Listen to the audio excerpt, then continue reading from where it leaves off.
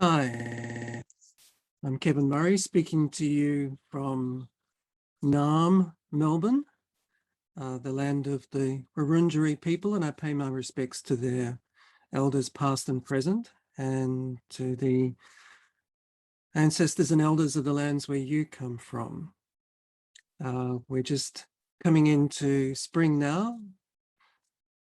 The Murnong daisies are blooming along the banks of the Merry Creek, and I'm feeling very envious of those in the unlocked end of Australia, where you are now, where you can enjoy not only the freedoms that we've almost forgotten here, but also this amazing new vista that's opened up with the Indian Ocean Craft Triennial.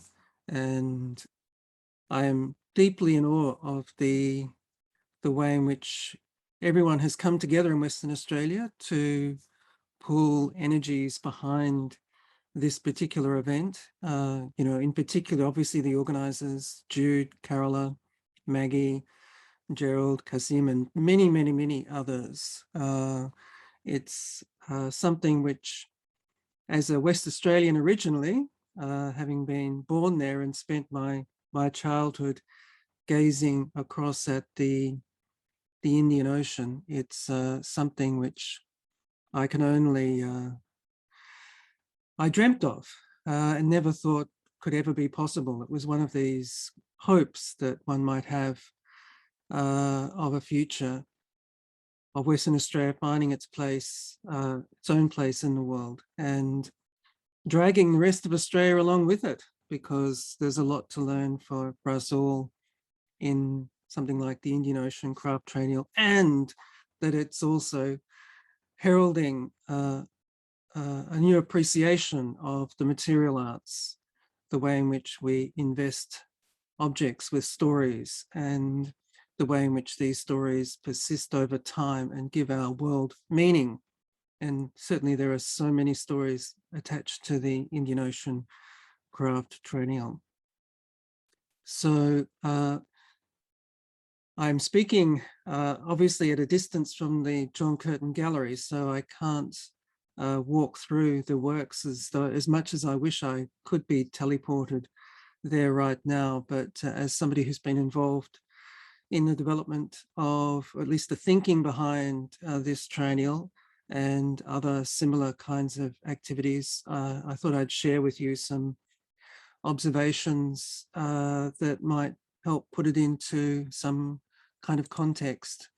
So let me just, let's begin with the Indian Ocean, this wonderful map that is in the catalogue, which harkens back to a period that is pre-European in the sense of before Vasco da Gama opened up the Indian Ocean for colonial trade, followed quickly by the Dutch and the English and the French and many others who saw great prospects in terms of particularly the spice trade that was opened up in the Indian Ocean. So we're looking at a region that includes Africa, the Middle East, South Asia, Southeast Asia, as well as Australia. And it's, as a region, something which makes us think about, how it is that this kind of very large expanse can have an identity. There are many different cultures there which have quite distinct identities. What is it that the Indian Ocean might contain that is unique? Now, this is an open question and one that's developing, but in the pre-colonial, pre-European, I should say, period, there was a sense in which the Indian Ocean was a place of great trade and encounter between different cultures. And somebody who speaks to this very well is the Bengali writer Amitav Ghosh. And if I could just quote you something from his novel Gun Island. my eyes wandered to the moonlit sea, and I was reminded of a phrase that recurs often in the merchant legends of Bengal. Sasagara Basumati, the ocean earth. At that moment, I felt I was surrounded by all that was best in our world: the wide open sea, the horizon, the bright moonlight, leaping dolphins, and also the outpouring of hope, goodness, love, charity, and generosity that I could feel surging around me. Now, Amitav Ghosh is a great lover of the world and a supreme optimist in terms of the way in which cultures can come together. And maybe he has a legacy of the world that once existed before the more violent Europeans arrived and transformed it into kind of a colonial machine, particularly through indentured labor that's mentioned in the Triennial. There are a number of factors at play with this, one of which, of course, is nature, the monsoon. And this is a wonderful kind of conveyor belt of travelers and traders and explorers as they follow the winds. And there's also the southern winds that we know as the Roaring Forties that blow across the bottom of the Indian Ocean. But the monsoon is the main one in terms of the back and forward of boats as they traveled. And because of this particular facility to travel, it meant that there was a lot of encounters, and many traders would find themselves in foreign lands. And through this developed a ritual encounter of hospitality often, or at least of a greeting that was necessary for these traders. And this was entrenched with the advent of Islam, which provided a currency of trust, because if one thing is sacred above all others in Islam, it is the honoring of one's promises. So Islam as a system of belief provided a common set of values and trust by which people could operate across a lot of the Indian Ocean. And it wasn't necessarily exclusive. There were blends of Islam with Hinduism and in the African coast, different local religions as well. I mean, I'm painting an idyllic picture. Obviously, there was a lot of piracy and shenanigans occurring across the Indian Ocean, and slavery, of course, pre-European slavery, but there was this sense of it being quite a kind of a magical mix of different cultures. And to an extent, the Indian Ocean Craft Triennial inherits this idea, this mythic world of the Indian Ocean. There's something which we can return to. We can find a way of re-establishing as we move very, very slowly into the post-colonial, when we consider how it is that we can live in a more multilateral world, and one where there is not necessarily the one universal path of European modernism to follow, but many different paths as well. So let's think now of the Australian story, and being in the John Curtin Gallery, I think it's appropriate that we harken back to the address by Australia's Prime Minister at the time in 1941, when, with the fall of Singapore in particular, Australia saw that its security in the British Empire was not something it could take for granted anymore.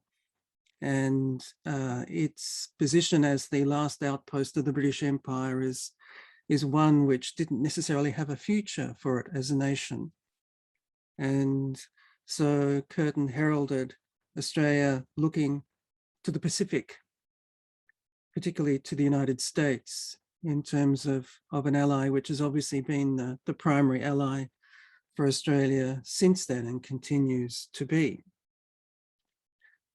And so his address was about how we needed to take this course, as he said, free of any pangs as to our traditional links or kinship with the United Kingdom. Now, for many, of course, this is just really swapping one master for another in the north, and clearly there's a long journey to still travel, but it does speak for this idea that Australia as a continent as a nation, I should say, as a relatively new nation built upon what is the longest existing civilization on the earth, that it is finding its place in the world from this overlay of European colonization to one which, through its engagement with the rest of the world, finds where it is. And obviously, we're beginning to realize that it's not just a part of the Asia Pacific, as was heralded particularly through the Asia Pacific Triennial in Brisbane, but it's also part of the Indian Ocean, the Indo-Pacific, that it's unique and it straddles both these oceans. So in a sense, what's happening now is a sort of an evening up of that as we look to the Indian Ocean as well. And that's continues to be a bit of a puzzle about Australia. I remember Kevin Rudd talking about this ideal of Australia being the most Asia literate nation of the West, that we could be a bridge between East and West, particularly through education, in the way in which we took students from Asia and offered them access to a Western education. Now that's changing as well as we speak. But this, I think, is, as a distinctive feature of Australia, something where our artistic, our creative activity clearly plays a critical role, because as say with the Asia Pacific Triennial, it brought to Australia artists from across Asia and the Pacific, which could give us some access to not just the geopolitical issues involved, but the cultural ones as well, and certainly help expand us beyond certain stereotypes we might have of those cultures, and to complicate matters as you do when you get to know someone or a culture in particular. And so the Asia Pacific Triennial does offer us that. Now I wanted to speak in terms of my experience with this. At the beginning, well, let's go back to think about what it means as a city to have one of these events. At the end of the 20th century, Melbourne had its own visual arts biennial. There's a sense in which Melbourne, we feel that we're a kind of we see ourselves as a cultural capital, but there was nothing for us on the visual arts global calendar as there was, say, with Sydney's biennial or with Brisbane's APT. And the Melbourne Visual Arts Biennial was a one-off because it didn't really have the financial sustainability, because many overseas funders would think, well, why would we fund artists to come to Melbourne when they're already funded to come to Sydney? So it was like we didn't really have a unique event in the world. We weren't, and there was René Bloch, who was one of the doyens of the Biennale scene, came to Melbourne after the biennial and basically said, Melbourne, you're not interesting enough. There's nobody's really interested to see you on this global carousel of visual arts biennales. And it was out of that kind of soul searching that we thought about, well, where are we in the world that is unique? And that led to thinking about Melbourne as a southern capital. And from that emerged the South Project, which was a 4-year series of events to try and meet our neighbours across the latitude, both Indian and Pacific Oceans, but also where craft would have an inside running, because there was a sense in which craft was a medium that was more democratic in terms of the South. The visual arts, because it's so tied to education, is one that privileges a middle class, certainly an educated class, whereas crafts is something which you can find in villages, townships, poblaciones across the South. Anyway, these were wonderful events that brought together a magical mix of people, and it was heralded at the beginning by the late Mbulelo Mzimane, who is really of the generation of Thabo and Mbeki, the South Africans who were in exile during apartheid and who returned to take on positions. He was the first chancellor of a black chancellor of a South African university. A marvelous, marvelous man. I felt very fond of him. And at the first of the South Project events, he heralded the South, the creative cause of the South, as being a rediscovery of the ordinary. And in the South African context, this was about the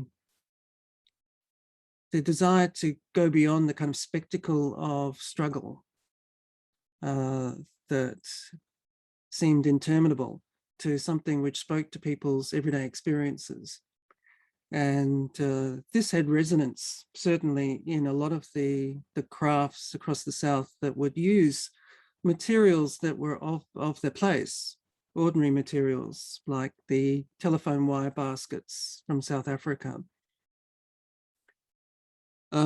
And it also resonated with what is perhaps a distinct element of Australian craft, which is what might be called poor craft, which is the use of materials at hand, which we see particularly in, say, the fibre work of Nalda Searles.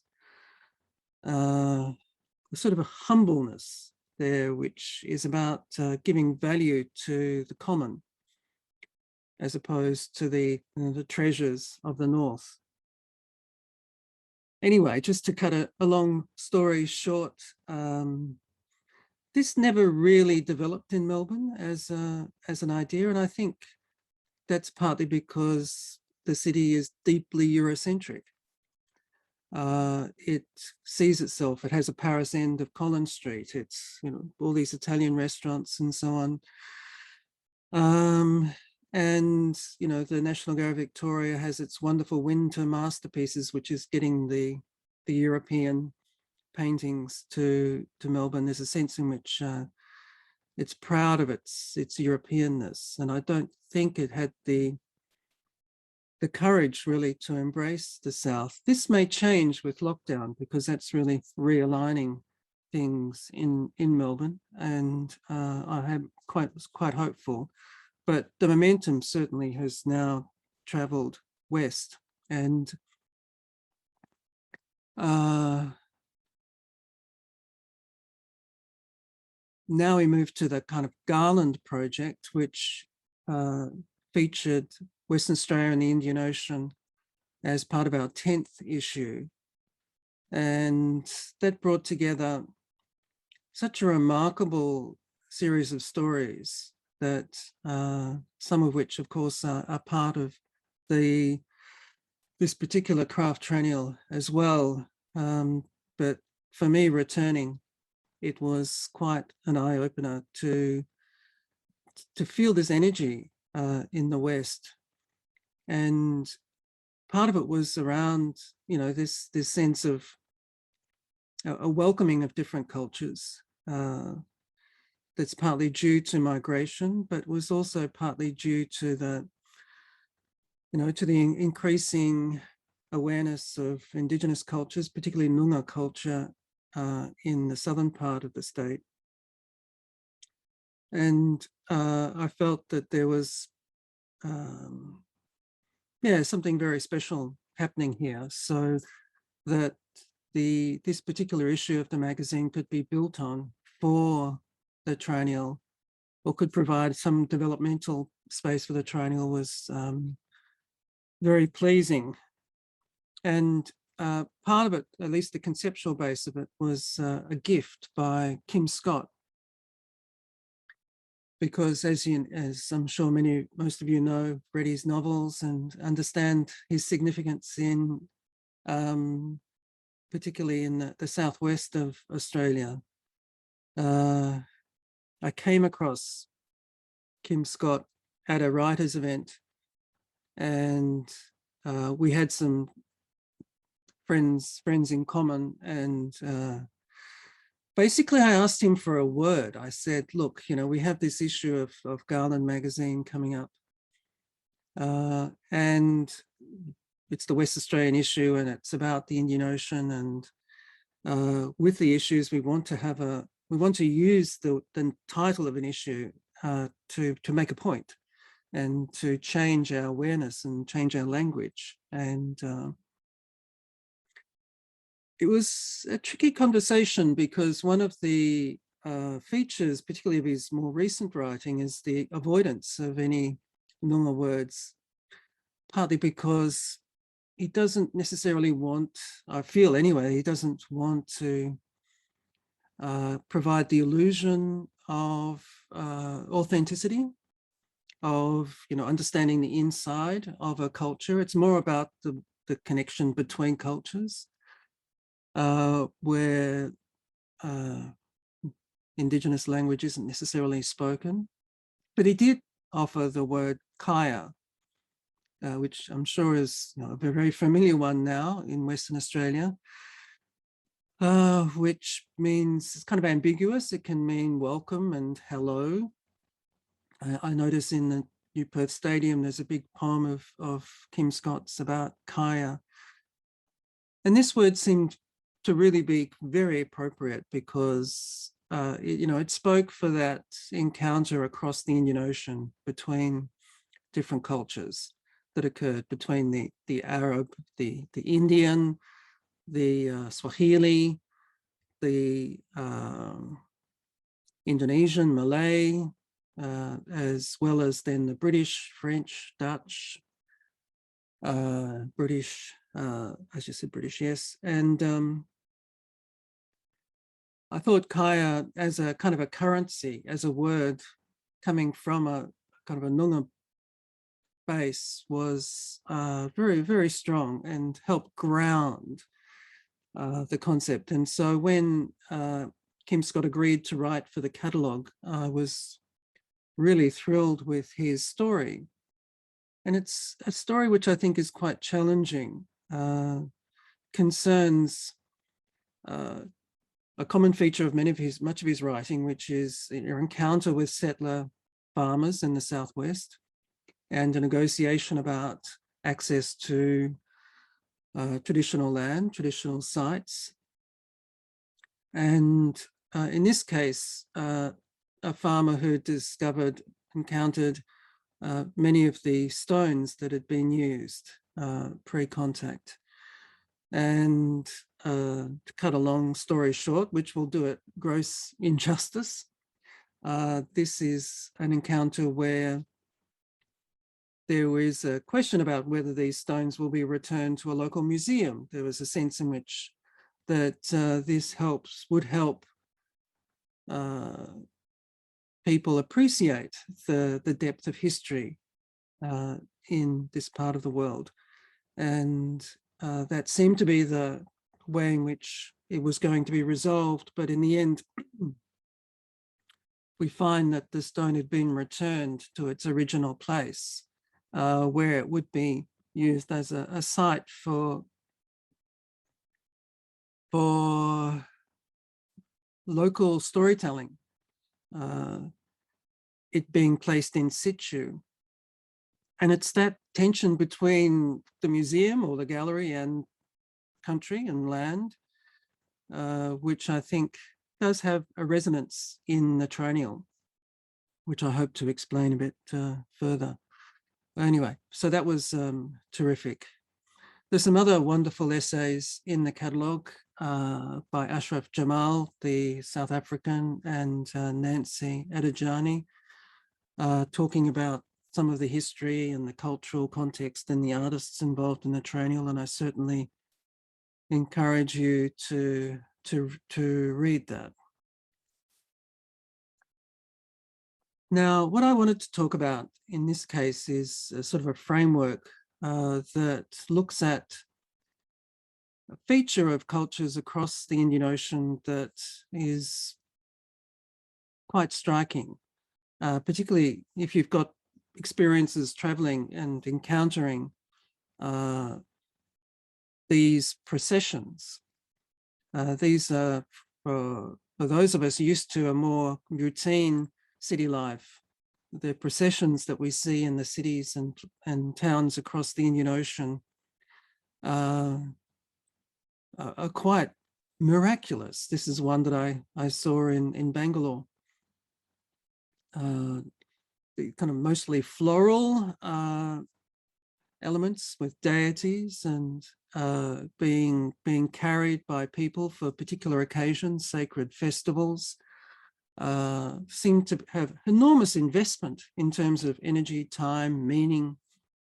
But the curious element is that despite all this, they really have no place in terms of the official culture.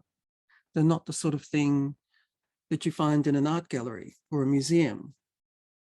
And I was reminded of this, particularly when I was in Mauritius at the Mahatma Gandhi Institute, doing some work there. And I found all these students who were doing painting in a kind of a graphic, fairly Western manner. And one of the curious things about Mauritius is there are actually no art galleries. So there's no place for these paintings to go. And I got to know some of these students, and I found that on the weekend, they were at the temple making these amazing deities for a local Tamil procession. And these were extraordinary works of art. So I eventually managed to get an article in Garland about them. But this is a kind of a realignment, I think, that is one of the challenges of the Indian Ocean, to broaden our sense of creative production beyond what occurs in the sanctified spaces that we're familiar with to what occurs on the street. So there are a number of different elements in this. Another challenge associated with this is to do with the votive. Now, we're familiar when we go to museums, we often see these artifacts which we understand as being made as offerings usually to a god, but sometimes they're to nature. And it's kind of curious to us that so much time and effort is spent on making these objects which for no real kind of purpose. They seem slightly childish. They're like gifts. Okay, God, I'll make this beautiful thing for you. And then in return, could you make sure that it rains so that we can get a good harvest, or that my sore leg can be fixed? It has this kind of childish kind of feel to it. So it's something which we see as belonging to a kind of a primitive, magical, thinking kind of civilization. But I think with time, and this is particularly in the book, which I'd certainly recommend, Neil McGregor's book, Living with Gods, where we begin to see that these offerings are expressions of a kind of a gratitude that is very important in terms of our outlook on the world and our sense of appreciation of our connection to nature in particular, and that the offering as a form also is very valuable because it sort of bypasses the trap of the commodification of art, which, while it is very good for the exchange and circulation of objects, can also trap art within the market, so that it becomes something which is then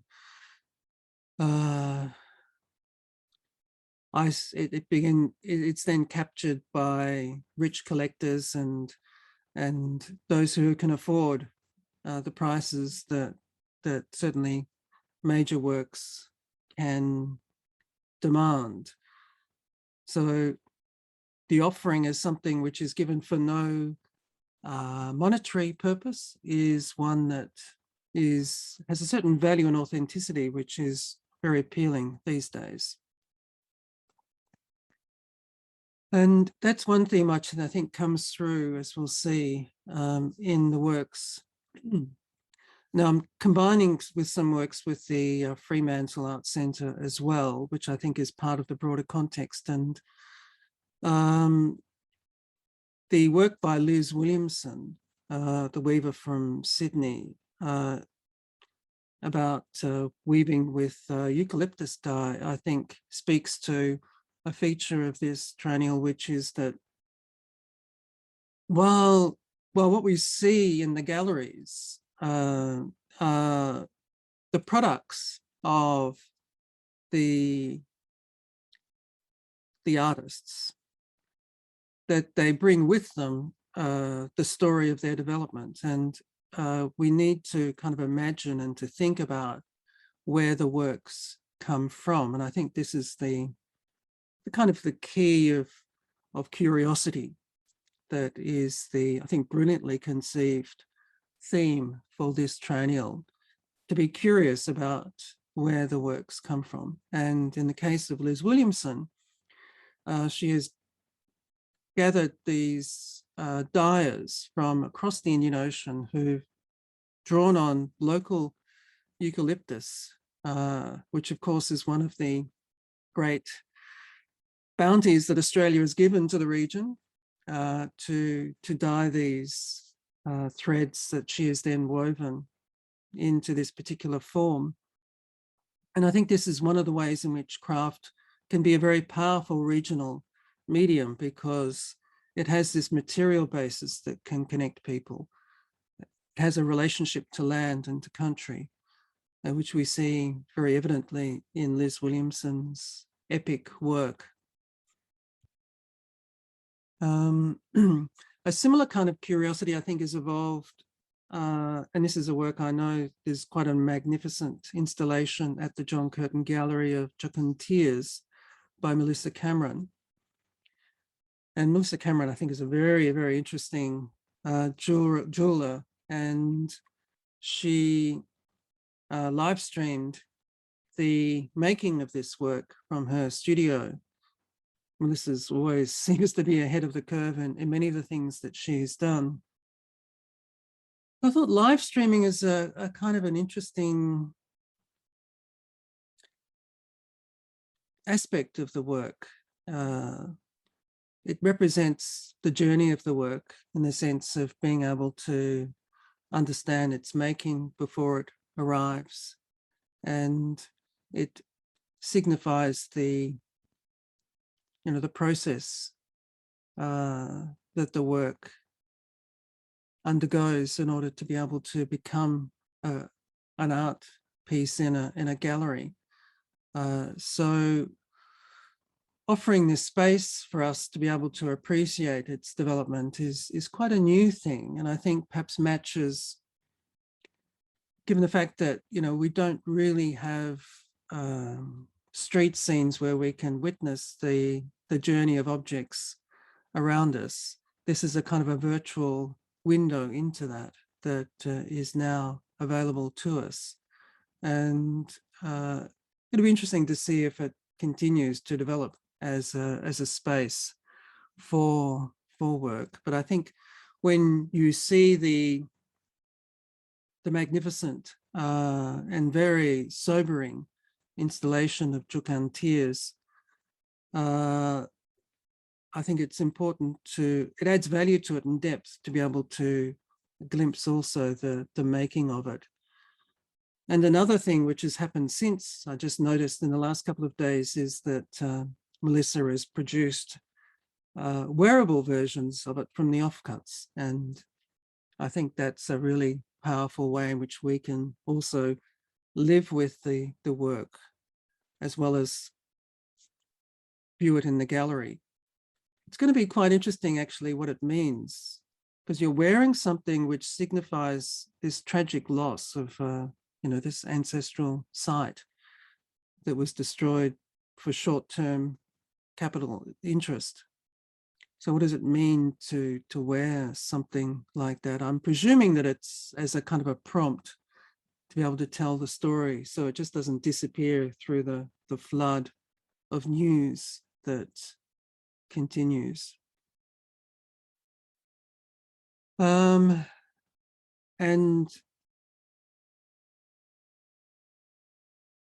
Andili Gilbani's Itongo installation, which I'm showing you an image of here, is also, I think, characteristic of many of the works from Africa in the Indian Ocean Triennial. While we see the final works in the gallery, and clearly they're quite striking as an installation, and I believe there are some local collaborations involved in that as well.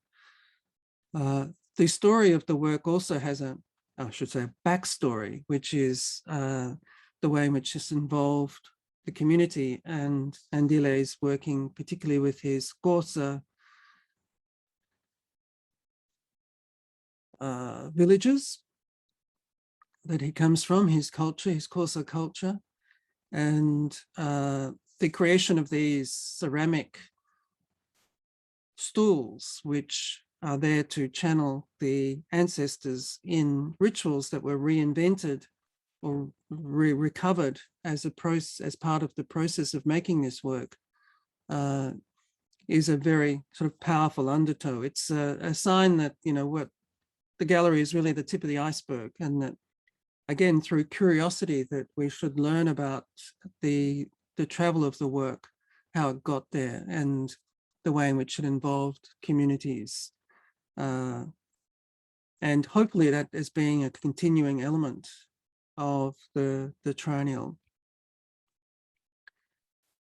Now this is work by Mudhi Subramanim, who is, quite a remarkable ceramicist of Indian heritage in Singapore. It's work that she's doing in New York.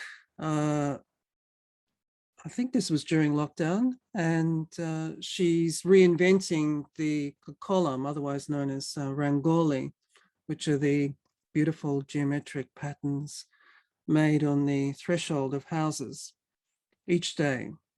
I've always been quite astounded by this. This is a kind of an offering. It's a votive act that one makes, and I see it in India in particular, where I saw it in Bangalore, as being really a sign that the household is a pride in the household, that it has the time and care each morning to make this design that then gets destroyed. And I was listening to a column specialist speak a couple of weeks ago, and she was also talking about the way in which it's quite good exercise, because it involves a lot of stretching and bending of the knees as you do make these particular designs. And Mudvi's work does sort of reimagine or use the spirit of the column in her ceramics in different ways. The rituals of making the cow patties, for instance, that are part of everyday life.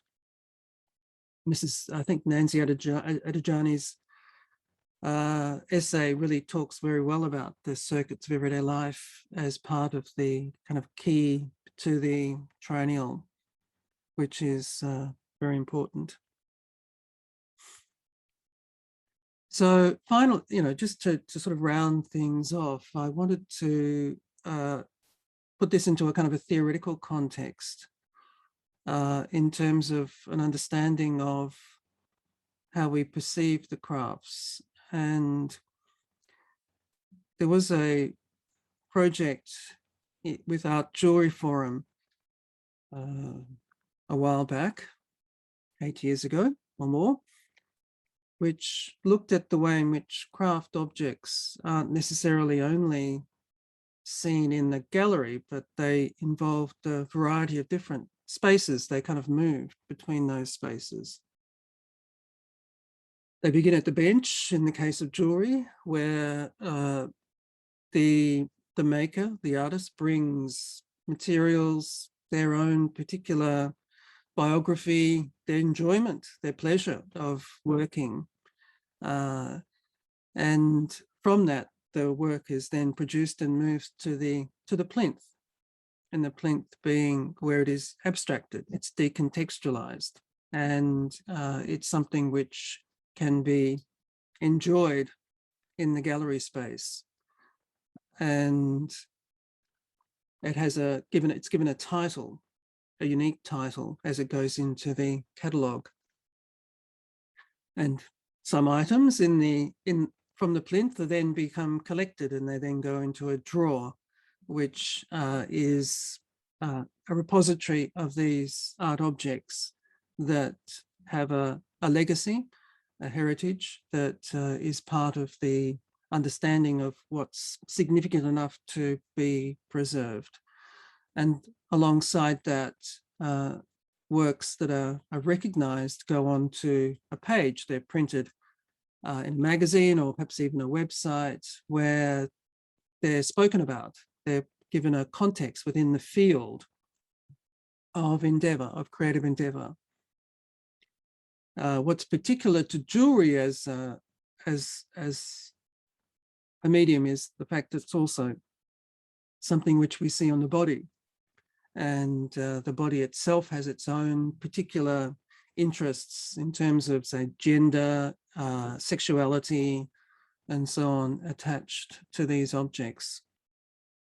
And these bodies then go out into the street, where something like jewelry has an importance in terms of tribal identities, again, gender, different kinds of ways in which we negotiate who we are on the street, and jewelry clearly can play a significant role in that. And there's politics as well in terms of the stories that jewelry might tell, if you think of things like the AIDS ribbon and so on. And finally, in the world, there is other issues involved. This is perhaps touching on Melissa Cameron's work in terms of the impact on the planet, with mining, certainly in Western Australia is a big part of that world in terms of diamonds, especially in its relationship to jewelry.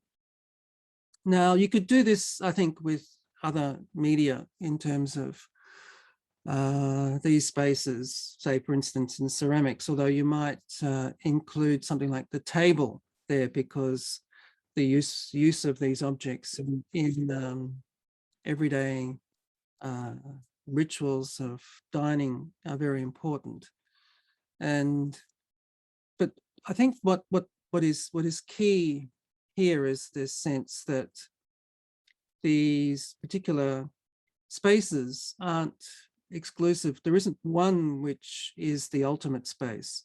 That, in a sense, with craft, we're seeing objects that move between these different spaces, and that the art space, the plinth, is not necessarily the only space in which we should understand the value of craft, and that part of the magic of craft is that it takes us to these other spaces. And the space that has been the one of greatest interest, certainly in jewelry, is the one of the street. And here we go back to the processions that I was talking about at the beginning.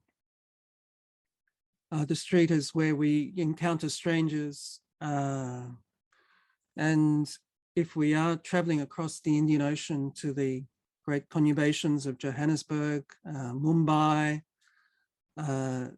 as well as walking down dusty lanes in the Maldives, that it's the way in which we coexist and encounter each other and learn to translate our different ideas, which is very much the kind of conviviality that Amitav Ghosh certainly idealized with the Indian Ocean.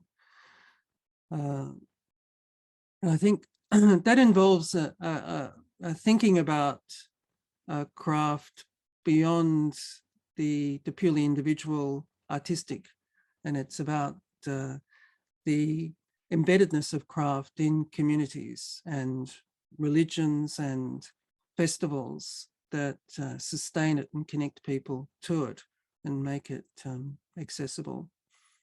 So I think, and I'm very much aware that I haven't gone into the depth of what's around you at the moment with the John Curtin Gallery, but just talking to some of the organisers last week, I saw that now with this triennial, it's possible to then conceive on the horizon future triennials, because I think, unlike what existed in Melbourne, our failed attempts to sustain a sort of a local, unique festival, that Perth has a real potential, a much more confident sense of future involved in this. And that part of the challenge is to think about how it is that some of the community engagement that is the backstory of these works can become the front story of future triennials. And so where, like with Mudhi Subramanim's reference to the column, with the kind of community events in Dandili, Gilbani's work, how these kinds of processes can become part of future triennials, that there might be processions through the streets of Perth, that there might be many other wonderful events happening. Now these have a lot of challenges. I think there's a challenge certainly in Australia that we don't really appreciate the street in the same way as happens in other cultures. We see it as being a place where it's for going between A and B, and it's where you perhaps chuck things out on hard rubbish night, rather than a place of original meaning itself. And I think in that sense, it's very exciting to think about how this might unfold. And also, of course, that there are many other, there are certain cultures that haven't been able to be participating in this event. So there's a lot more, a bit like the Asia Pacific triennials, that bite by bite took off different parts of the region. There's the potential of rediscovering wonderful cultures like Pakistan and Oman and Kenya. Oh, there's a Kenyan here, but perhaps the Horn of Africa, Ethiopia, and so on in the future. How amazing to think about the sort of dialogues that can emerge beyond that. And I'm very pleased with the revived JMGA Value Chains Reset Conference that next week coming up. We've got a dialogue with the jewelers, Melissa Cameron and Sarah Elson and Teneke van der Merwe, talking about their work in the festival, but also we'll have some voices from Oman, South Africa, Iran, to use this pretext as a way of thinking about their perspectives on what jewelry is as well within that context. And I also recommend too, as well as the catalogue, if you visit Garland, you'll find particularly the backstories of many of the works, because the mantra of Garland is the story behind what we make. And you'll see some of the, particularly with Susie Vickery's work, some of the, wonderful making of the work, which is so much of the feature of this triennial. So thank you very much for persisting this far and for hearing from somebody across the Nullarbor Plain, prisoned in lockdown, and to pursue the theme of this triennial. I hope that you enjoy the exercise of curiosity and to think about what you see, but to think of more, where it comes from, but also the magical future that awaits. So thank you.